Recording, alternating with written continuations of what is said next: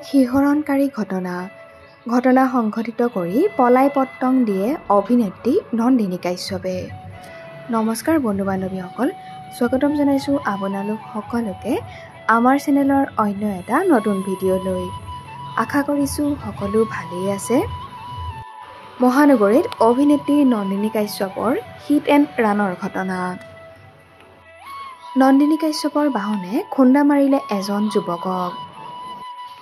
ঘটনাৰ পাছতে পলাই পত্তং দিয়ে অভিনেত্ৰীগৰাকীয়ে। ঘণ্টাত 120 কিলোমিটাৰ বেগত গাড়ী চলাই আহিছিল নন্দিনী কাশ্যপে।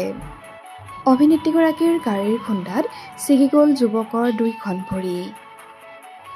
নিশাই GMCত ভৰ্তি কৰা হয় এই যুৱকজনক। অতি গুৰুতৰভাৱে আহত হৈছে এই যুৱকজন।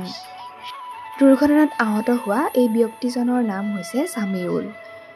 ভৰিত দুখ পোৱাৰ উপৰিও ব্যক্তিজনে দুখ পাইছে মূৰত।